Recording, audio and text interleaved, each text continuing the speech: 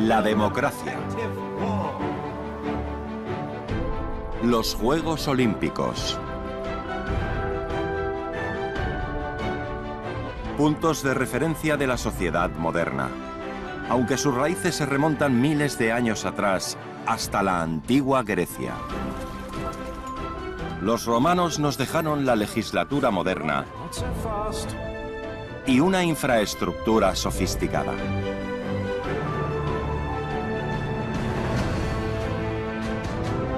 Por otro lado, los vikingos establecieron redes de comercio y descubrieron América mucho antes que Colón.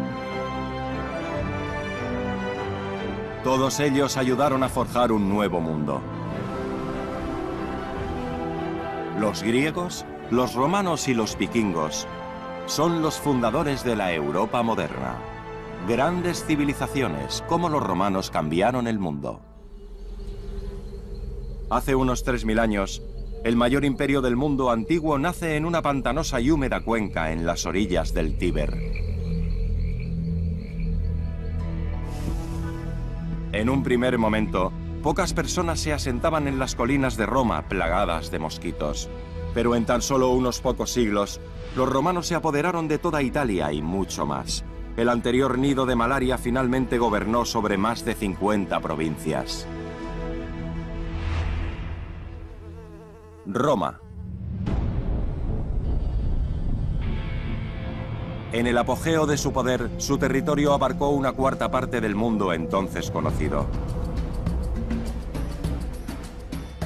El imperio se extendía desde Escocia, a través de los interminables bosques de Germania, por todo el Mar Negro y el norte de África. El poder de Roma dependía de sus legionarios. Su trabajo variaba en gran medida según la provincia. A lo largo del Rin, los soldados parecían más constructores que guerreros. Los fuertes fronterizos como el Limes fueron grandes zonas de construcción durante muchos años. Más al norte, los legionarios tenían que hacer frente al frío, así como a los ciudadanos violentos a quienes no les gustaba la presencia de intrusos. Algunos de ellos también asumían tareas administrativas en los nuevos territorios. Había trabajo para ellos en todo el imperio, pero la mayoría estaban posicionados en las zonas fronterizas. Había 28 legiones durante la época de los emperadores. Eso significa 170.000 hombres, más el mismo número en las tropas de apoyo.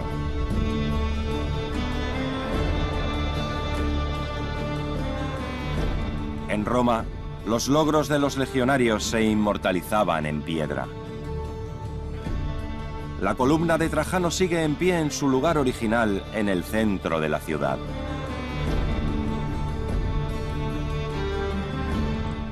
Hay docenas de moldes de yeso del cenotafio triunfal en el Museo de la Civiltà Romana. Estos nos ayudan a entender cómo funcionaban las legiones. Alexandra Busch, del Instituto Arqueológico Alemán en Roma, está especializada en el ejército romano. Esta es una escena en la que se muestran a los legionarios romanos durante la construcción de un campamento. Lo que es importante es que los soldados no estaban involucrados en la construcción de sus propios cuarteles, sino también en el desarrollo del territorio. Construyeron carreteras y puentes. Los legionarios no peleaban constantemente. De hecho, es posible que no vieran una batalla en años. Por el contrario, salían a patrullar, servían como mensajeros, regulaban el tránsito aduanero, y eso es exactamente lo que hacía tan atractivo el servicio en el ejército romano.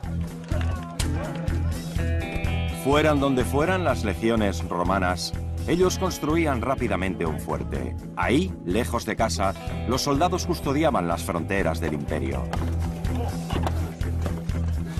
Era raro que hubiera batallas, pero si llegaba el momento estarían muy bien preparados. Sus armas eran inmejorables. Sus lanzas se deslizaban más de 15 metros y penetraban cualquier blindaje. Si se sacaban, causaban al enemigo una fractura y los dejaban en desventaja. Las máquinas de artillería con muelles en tensión catapultaban piedras hasta 300 metros de altura. Y los romanos inventaron las minas terrestres. Los abrojos hacían imposible atravesar el campo de batalla.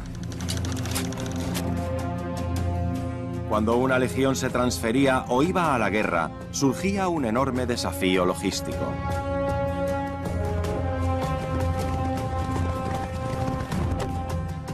Los lugareños derrotados tenían que suministrar provisiones a cientos de legionarios y sus animales.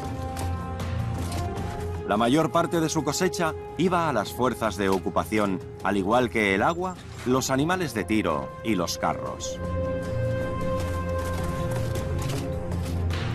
Mantener las legiones en movimiento era una enorme tarea. El ejército debía sobrevivir incluso en las provincias más remotas del imperio. Miles de soldados cargados con mucho peso andaban hasta 30 kilómetros al día. A menudo, los romanos atajaban directamente a través de territorios deshabitados. No era inusual para ellos erigir sus campamentos en plena naturaleza, y dejaron su huella. Colonia. Las ciudades comenzaron a crecer en torno a los fuertes. Muchas de ellas aún existen hoy. Colonia y la ciudad de Coblenza en el Rin fueron una vez pequeños fuertes militares. La capital del estado actual de Maguncia también puede remontar sus orígenes hasta los romanos, como Ratisbona en el Danubio. Y donde quiera que fueran, los soldados romanos trataban de reproducir la vida de la capital.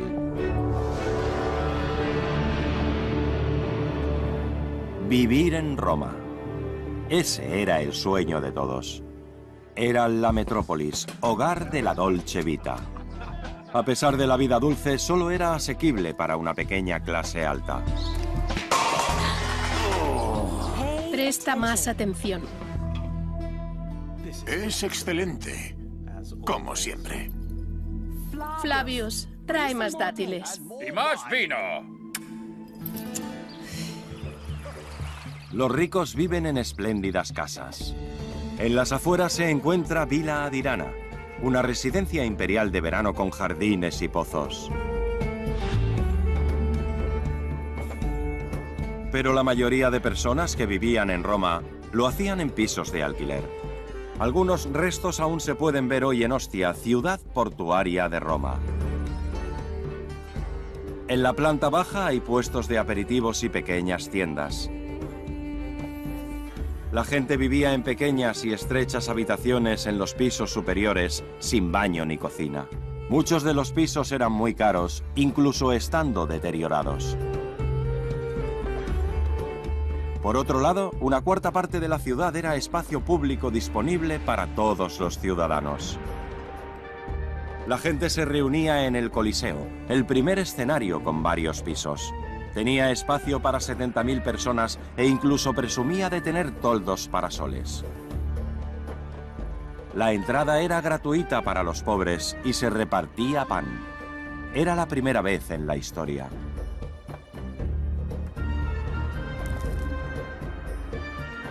Todos los días se celebraban juicios públicos en los foros. Cualquiera podía ir a verlos. Los templos eran también lugares de encuentro populares. El foro fue el precursor de la plaza.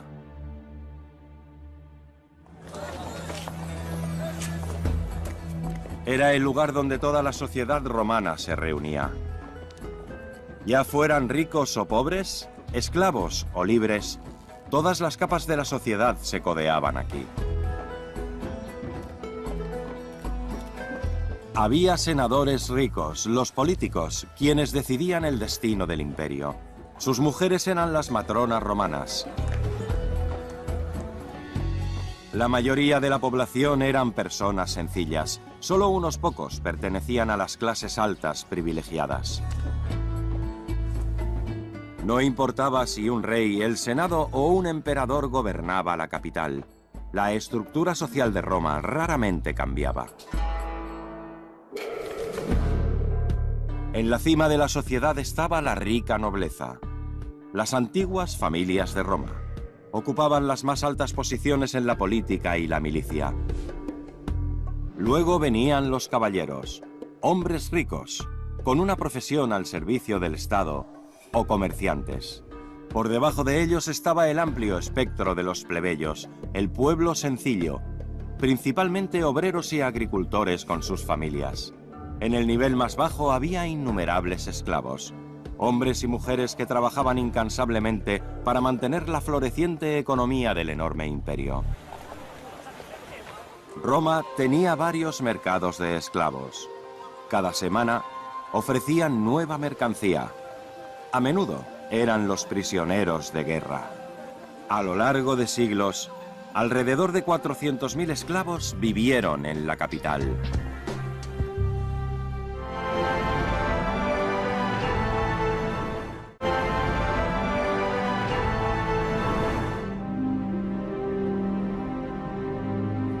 En la isla de Sicilia, en la provincia de Enna, se encuentra uno de los baños romanos mejor conservados de la antigüedad.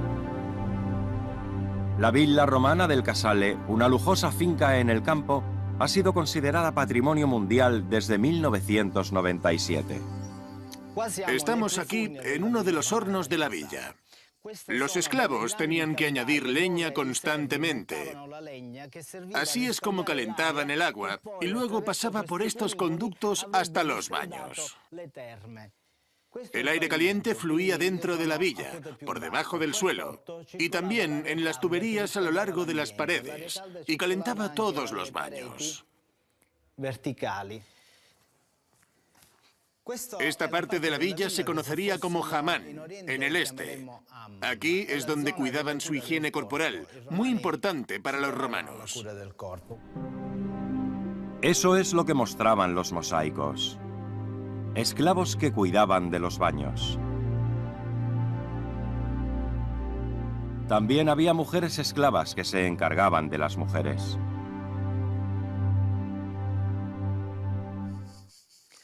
Este es un elemento estructural muy importante.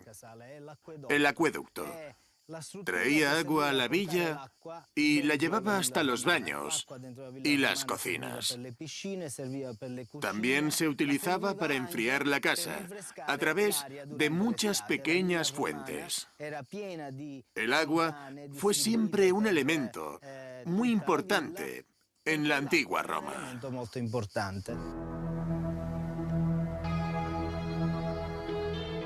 Ingeniosos ingenieros de Roma inventaron el acueducto. Tuberías de agua monumentales, obras maestras de la construcción. Un exdirector de la Autoridad del Agua romana escribió con orgullo: «Comparad la diversidad de nuestras construcciones, las cuales traen aquí el agua, con las inútiles pirámides o los monumentos sin sentido de los griegos». Nada menos que 5 conductos de larga distancia llevaban agua a Roma. Cada día, 900 millones de litros de agua dulce llegaban a la ciudad. Eso hace una media de 400 litros de agua por persona al día. El agua dulce se guardaba en embalses y a partir de ahí, tuberías de presión lo llevaban hasta pilas distribuidoras en el centro. Había letrinas por toda la ciudad, donde a todo el mundo le gustaba hablar de asuntos privados y de negocios. La ciudad tenía varios baños grandes. Más de 1000 fuentes y pozos eran alimentados constantemente con agua potable. La creencia de sanum per aquam, que significa salud a través del agua, se generalizó.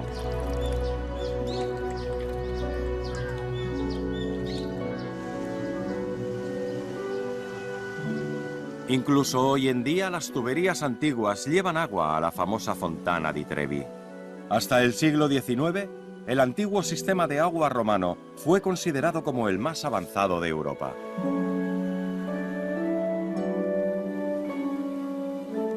Hoy en día, la idea de conducir el agua hasta las ciudades se ha extendido hasta el otro lado del mundo.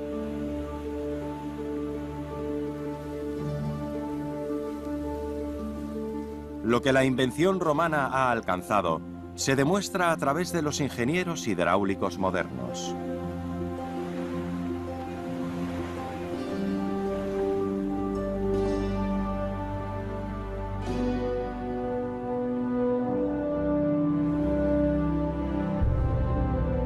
Pero la vida acomodada en la antigua Roma solo era posible porque había políticos que trabajaban duro.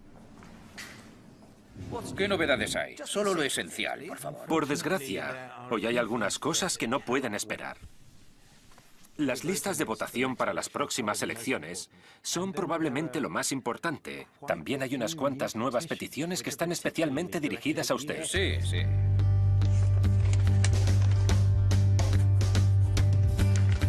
La clase alta romana era de todo menos perezosa y decadente. Al contrario, era muy trabajadora, ambiciosa y mantenía el imperio unido. De hecho, pocos cientos de hombres gobernaban a más de 60 millones de personas en el imperio. Al igual que una corporación moderna, unos pocos gerentes llevaban las riendas de la enorme empresa Imperium Romanum. Así no es. Date prisa. Eran los adictos al trabajo de su tiempo, desde funcionarios fiscales o urbanistas a responsables de la distribución de las provisiones. También organizaban la entrega de suministros a la capital. El vino y el aceite llegaban en ánforas principalmente desde Hispania. Los caballos para su ejército eran del norte de África, el hierro de la Galia, el ámbar de Germania y la lana de Britania. Lo más importante, el grano, venía de la provincia más rica de Roma, Egipto. La tierra de los faraones era el granero del poderoso imperio.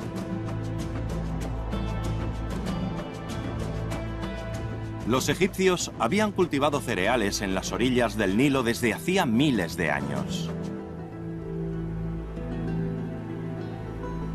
Sus cosechas se dirigían principalmente a Roma, donde se utilizaban cada año alrededor de 300.000 toneladas de grano. El concepto de pan para el pueblo era un instrumento de poder romano. Si las personas no pasaban hambre, no darían problemas. Los políticos sabían que la estabilidad en el imperio venía de la estabilidad en el país. En el centro de Roma, el monte Testaccio, de 45 metros de altura, está cubierto por fragmentos de vasijas. Esto demuestra la cantidad de personas que tenían que ser alimentadas. La mayoría de los alimentos llegaron en vasijas de arcilla. Solo se utilizaban una vez y luego se tiraban.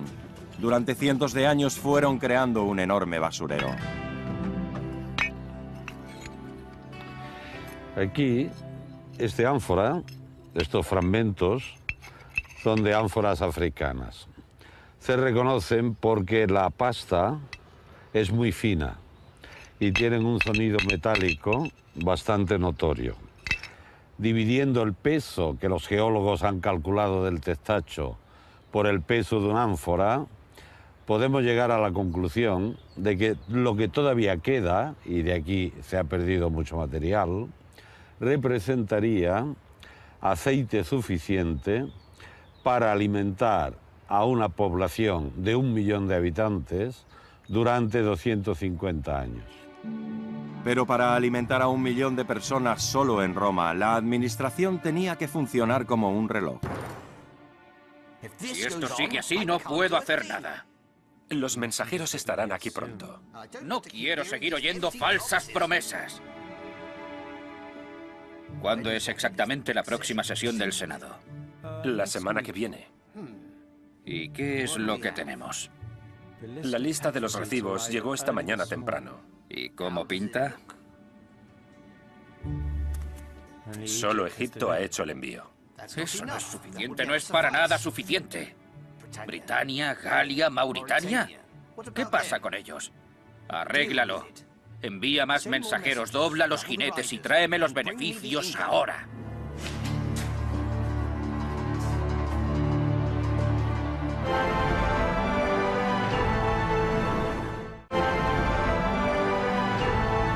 Tierras vírgenes, pasando por fuertes de legionarios, pueblos y ciudades. Los sistemas de transporte romanos fueron el resultado de una logística sin precedentes. Los bienes, las personas y los mensajes salían de Roma y llegaban a Hispania, Britania, Galia, Germania, el Mar Negro y el norte de África. Muchos siglos después, Europa todavía se beneficia de la antigua red de caminos de los romanos.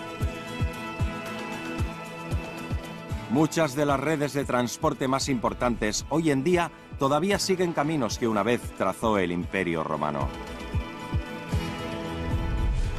El concepto romano de infraestructura y sus elaboradas logísticas sentaron las bases de las complejas redes de transporte de hoy.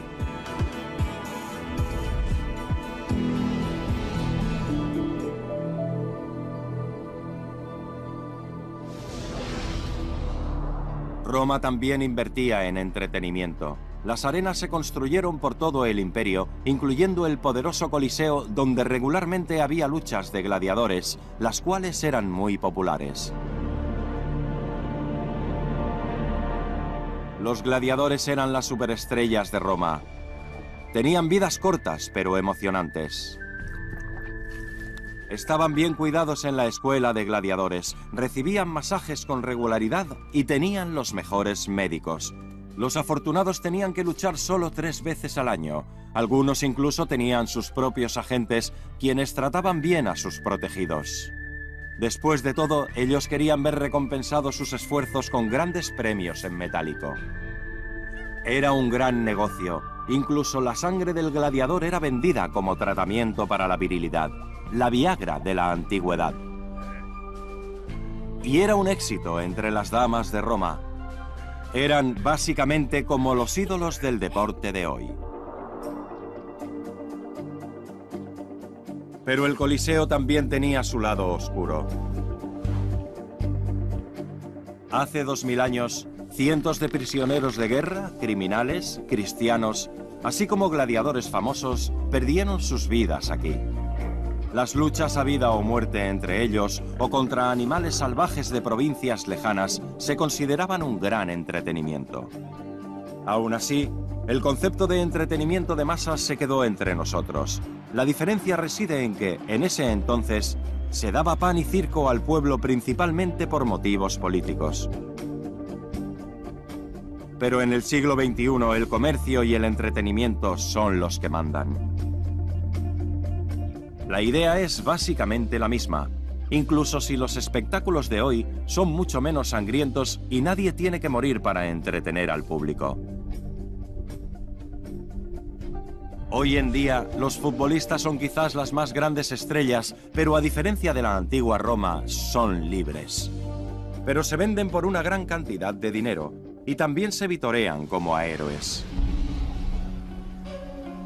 En Roma, los presos estaban brutalmente expuestos a los caprichos de sus dueños, pero personas libres gozaban de un privilegio enorme e inusual. Todos eran iguales ante los ojos de la ley. Todos los ciudadanos de Roma gozaban de derechos civiles romanos, sin excepciones. Un abogado normalmente representaba al demandante en la corte. Las estrategias de juicio eran a menudo comentadas en la letrina pública. Me ha engañado. Sí. Y encima, más de una vez. Ya hemos hablado sobre esto. La pregunta es, ¿tiene usted pruebas? ¿Pruebas evidentes? Todo el mundo sabe que ella me ha engañado. Es la comidilla de la ciudad. ¿Y qué me dice del hijo que ella dio a luz después de nuestro divorcio? No se parece a mí en absoluto. ¿No es eso una prueba? Él podría ser tuyo igualmente. Necesitamos pruebas, no rumores. Se lo explicaré al juez. Él me creerá. El derecho romano se desarrolló con el fin de crear el orden en la sociedad y permitir una vida comunitaria pacífica.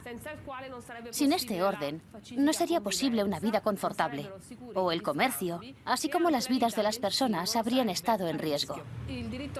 La ley surgió de las tradiciones, las costumbres de los antepasados. Los romanos las seguían desde tiempos inmemoriales. Estas tradiciones se convirtieron gradualmente en leyes, las cuales luego fueron escritas.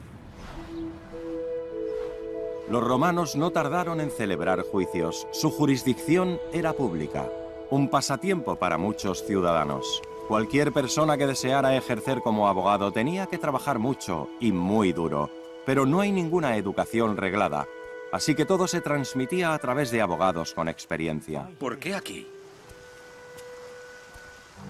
¿De qué va todo esto? Bien, muéstrame cómo lo haces. Vamos.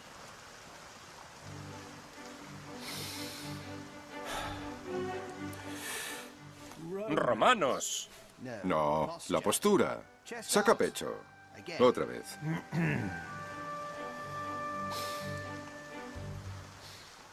Romanos. Más fuerte. Tienes que hacer que se fijen en ti. Y tienes que mover mejor los brazos. Los gestos exagerados son importantes. Vamos.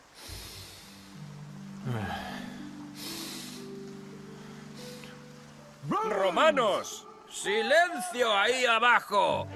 Con el fin de dar intensos discursos frente a innumerables espectadores, ejercitaban la voz y la retórica se estudiaba meticulosamente. Bueno, está bien, aunque tienes mucho que aprender. Cicerón también comenzó desde abajo. Lo importante es practicar todos los días. Hazme caso. Vamos. Para los futuros abogados, los discursos de Cicerón son considerados una lectura obligatoria. Cicerón es posiblemente el más famoso orador romano. Él es el modelo a seguir de las generaciones de abogados, porque el éxito en la corte depende de una brillante retórica.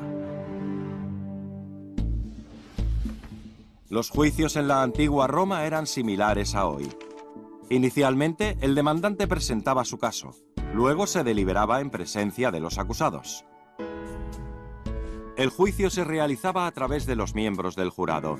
Tenían pequeñas tablas con las letras A, absolvo, para una absolución, y C, condemno, para una condena. Las sentencias iban desde multas monetarias al exilio e incluso la muerte en la arena.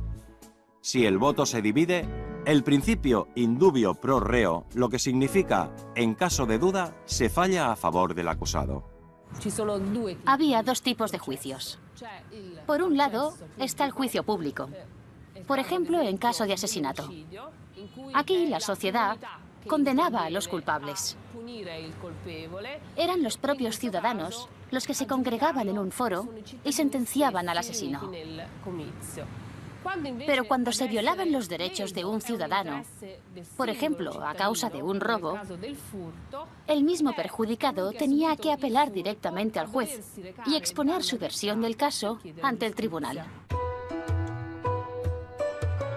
Los crímenes políticos eran llevados por tribunales especiales públicamente, pero fundamentalmente se aplicaba una legislación común a todos los ciudadanos. Nadie estaba sin protección, ya fueran ricos o pobres, hombres o mujeres. Las mujeres de la antigua Roma tenían más libertades que las de la antigua Grecia. Puede que no tuvieran poder político, pero sí tenían derechos civiles. ¿Su señoría?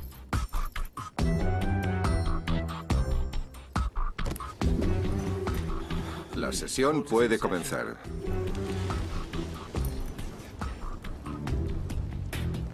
Estamos divorciados de acuerdo a la ley y se niega a pagar mi dote. Su señoría, esa ley no se aplica en caso de adulterio. Un momento. Si se aplican o no las leyes es asunto mío. Su señoría, ella ha tenido un hijo que no se parece en nada a él. Eso pasa a veces. Pero en este caso... El chico tiene los ojos azules y es pelirrojo. Queríamos que lo trajera, pero se ha negado. Tiene algo que esconder. Pues claro que no. El niño es tuyo. Este hombre solo quiere mi dinero. Has manchado mi reputación. Por eso el dinero es mío. ¿Puedes demostrarlo? Exacto. Sin pruebas no hay nada. Tenemos dos testigos. ¿Y dónde están esos testigos? Se niegan a testificar, pero no por mucho tiempo. Da igual lo que digan, conseguiré mi dinero. Ahora debo irme, tengo cosas que hacer. Adiós. Las mujeres romanas tenían más derechos y más libertades que las mujeres de la antigua Grecia, pero dentro de ciertos límites. Tenían derechos civiles, pero no poder político. Tampoco tenían derecho a comerciar. Ellas podían poseer un pedazo de tierra, pero no podían comprarla o venderla. Eso le correspondía a su tutor legal, su padre. Tan pronto como el padre de familia moría, la hija era más autosuficiente. Por ejemplo, podía divorciarse. Pero a diferencia de los hijos, quienes eran liberados de la tutela de su padre y podían emanciparse y convertirse en cabezas de familia, la mujer siempre tenía que responder ante un tutor legal. El derecho romano se convirtió en una de las exportaciones más importantes del imperio. Ningún otro sistema judicial ha tenido tanta influencia en los sistemas posteriores. Incluso hoy en día los estudiantes de Derecho tienen que estudiar Derecho romano, ya que todavía constituye el marco de orden estatal y legal en la Europa moderna. La ley que sigue el antiguo modelo romano se extiende mucho más allá de las fronteras europeas. La Carta de las Naciones Unidas en Nueva York también se basa en estos antiguos principios.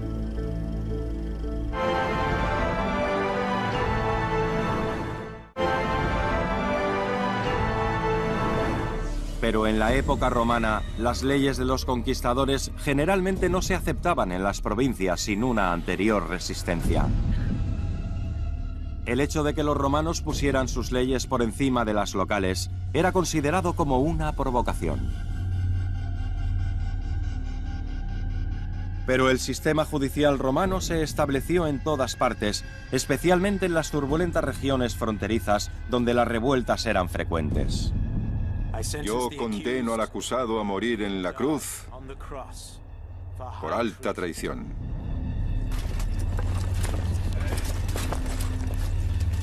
Los pueblos conquistados en el norte del imperio eran especialmente rebeldes, pero no estaban solos. Los adversarios más peligrosos de los legionarios eran los partos, en lo que hoy se conoce como Irán. Los pictos de la actual Escocia constantemente asaltaban la provincia de Britania. En el norte de África, los bereberes hacían la vida difícil al ejército romano. Pero más temidos eran los germanos. Comenzaban una guerra por cualquier motivo. Los germanos vivían en fríos bosques, casi infinitos, descritos por un romano de la época como una tierra salvaje aterradora.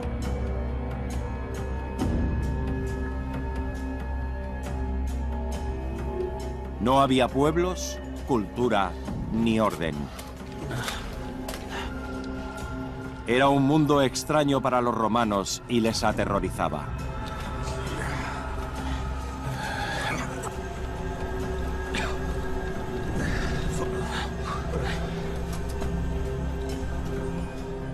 Pero mucho más peligroso que los salvajes del bosque era, de hecho, un legionario romano, Arminio. Un alemán llevado a Roma cuando era niño. Aprendió a hablar latín con fluidez y lo sabía todo sobre armas romanas. Incluso se convierte en un oficial romano a cargo de numerosas tropas auxiliares en la guerra contra Germania.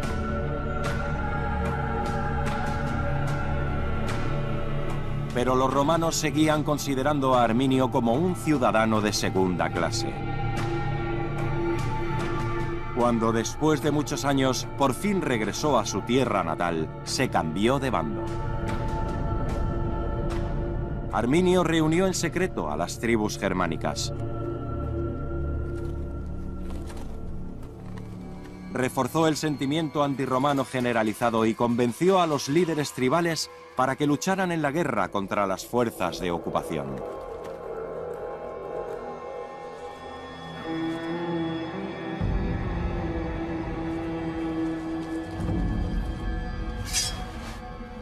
He luchado a su lado en Panonia, y sus legiones avanzan ordenadas por rangos y entran con tal fuerza que seríamos destruidos en un ataque sorpresa.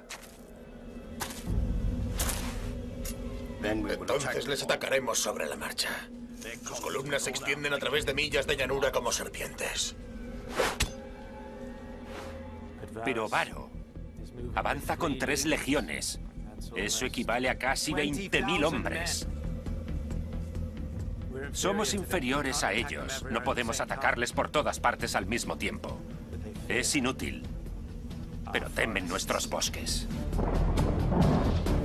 Arminio y sus nuevos aliados atrajeron a los romanos a una emboscada cuidadosamente planeada. Los soldados cayeron en la trampa y los germanos realizaron el ataque.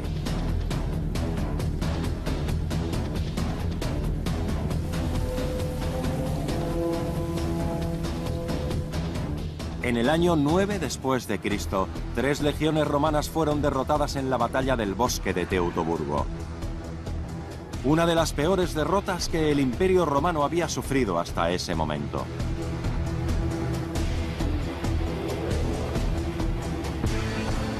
Arminio fue declarado un héroe germano.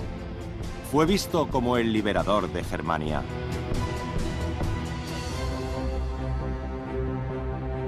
En el siglo XIX, una colosal estatua se erigió en su honor en el bosque de Teutoburgo. El monumento a Hermann.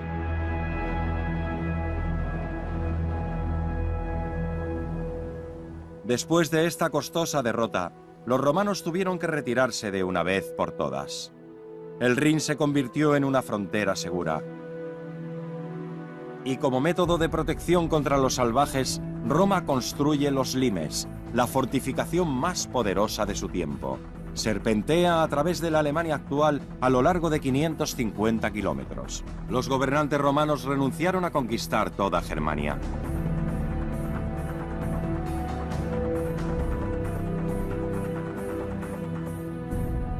En la batalla del bosque de Teutoburgo, los romanos se vieron obligados a permanecer al oeste de las recién determinadas fronteras. Las áreas al este quedaron libres. Ahí es donde vivían las tribus germánicas. A la larga, el Rin fue una frontera clara y segura. No eran solo los límites militares de Roma, sino también una frontera cultural. Todavía hoy se puede ver, por ejemplo, en el hecho de que los franceses hablan francés, una lengua romance. Aunque también hay signos en Alemania. Por ejemplo, Thiers, con sus impresionantes restos romanos. Los pueblos del Rin estuvieron particularmente orgullosos de haber disfrutado de la civilización romana. Los romanos decían, bueno, aquí todo está civilizado, y allí, al otro lado, están los bárbaros. O, como los germanos decían, el Germania libera, la Germania libre. La gente a la derecha del Rin y los limes eran libres, pero vivían en chozas sencillas en pequeños asentamientos muy dispersos. Cualquier persona reticente a cooperar con el imperio podía conservar su libertad, pero vivían vidas sencillas y duras. Ese era el precio de la independencia. Millones de bárbaros daban la bienvenida a los romanos interesados en su civilización. En lugar de quedarse con unos caminos escabrosos y fangosos, ellos disfrutaban de las ventajas de los nuevos caminos de piedra. La gente dejaba sus chozas de madera por otras casas de piedra, algunas con calefacción bajo el suelo. Una gran ventaja en el frío norte. Con el estilo de vida romano, la Dolce Vita también llegó a las provincias. También importante, los romanos llevaron los espectáculos a la gente en grandes teatros. Algunos restos de la civilización romana todavía se pueden encontrar hoy en lugares que pertenecieron al imperio. Baños magníficos y acueductos de varios pisos que se extendían miles de kilómetros a través del país. Grandes teatros en pintorescos paisajes e imponentes arenas en espectaculares metrópolis. La forma en que los romanos cincelaron su cultura en piedra fue brillante. Ellos no solo dejaron su huella en Europa, sino también en la lejana África del Norte. Ser una provincia romana tenía muchas ventajas. La ventaja que tenían las provincias era la Pax Romana o paz romana. Los romanos, con su sistema legal fuerte y superior, garantizaron la paz durante décadas e incluso siglos. Lo hicieron mediante la creación de una administración municipal en todo el imperio. Esto significa que los pueblos se organizaban y administraban ellos mismos. Por lo tanto, ellos tenían no solo un sistema legal, paz y una manera de resolver conflictos de manera tranquila, sino además agua corriente, buena tecnología, buenas carreteras y una administración que funcionaba bien. Cosas que todavía faltan en algunos países europeos, incluso hoy en día. Sin embargo, el Imperio Romano se derrumbaba irremediablemente a pesar de tener al mejor ejército de su tiempo y a pesar de la perfecta estructura de suministro para todos los ciudadanos romanos y también de sus muchas libertades. Llevó tiempo, pero Roma pereció. La decadencia fue citada muchas veces como la causa, pero eso es un mito. Internas luchas de poder debilitaban el mandato de los emperadores. Se desconocía quién y en qué circunstancias se convertiría en el sucesor del imperio. A partir del siglo III en adelante, el problema se convierte en una crisis permanente. Los emperadores de repente tenían que luchar contra sus propios soldados, los cuales a su vez querían llegar a ser emperadores de Roma. Ahora no solo desplegaban tropas para hacer frente a los enemigos externos, sino también a los internos. Además de la crisis interna, existieron presiones externas. El clima cambió y desencadenó migraciones masivas. En el siglo IV después de Cristo, los hunos, vándalos y godos se adentraron en los territorios del imperio. Buscaban mejores condiciones de vida y acabar de una vez con la superpotencia. En el siglo V después de Cristo, el Imperio Romano dejó de existir. Pero su legado fue enorme.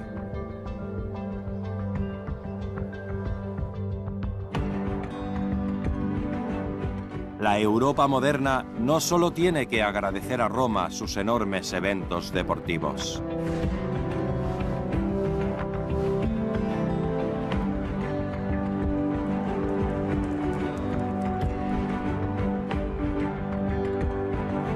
La idea de organizar a la sociedad a través de una infraestructura eficaz también se remonta a los antiguos romanos.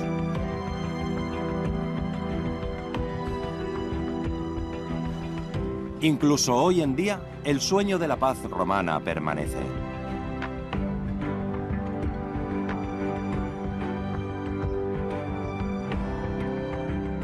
Nuestro concepto de la ley y el orden también se debe a los romanos y está presente incluso en la Corte Internacional de Justicia. Y no menos importante, hubo un emperador romano que favoreció el cristianismo como religión oficial. Su instauración como la religión mundial se estableció en Roma.